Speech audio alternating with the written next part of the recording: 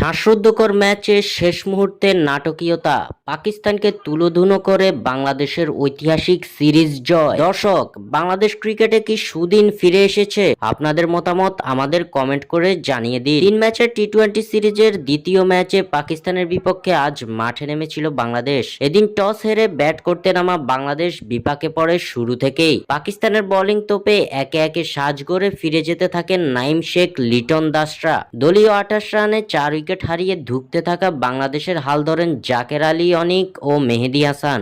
এই দুই ব্যাটারের 53 রানের জুটিতে কিছুটা স্বস্তিতে ফিরে টাইগাররা। 25 বলে 35 রান করে শেখ মাহেদী আউট হলেও ব্যাট হাতে এক প্রান্ত আগলে রাখেন জাকের আলী অনিক। শেষ বল পর্যন্ত লড়ে 5 ছক্কায় 1-4-এ এই ব্যাটার খেলেছেন 55 রানের এক দুর্দান্ত ইনিংস।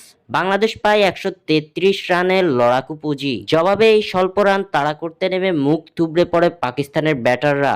শরীফুল ও তানজিম সাকিবের ঘূর্ণিতে মাত্র 15 রানেই 5 উইকেট হারায় সফরকারীরা। তবে 47 রানে 7 উইকেট হারানো পাকিস্তান জয়ের স্বপ্ন দেখে ফাহিম আশরাফ ও আব্বাস আফ্রিদির ব্যাটে। ভয়ঙ্কর হয়ে ওঠা এই জুটি ভাঙেন শরীফুল ইসলাম। তবে শেষের দিকে ড্যানিয়েলের সঙ্গে আবারও জুটি গড়েন ফাহিম।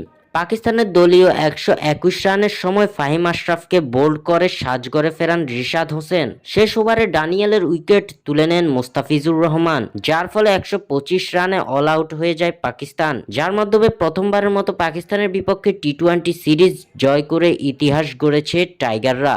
স্বাক্ষর থেকে সাদবিন ইসলাম।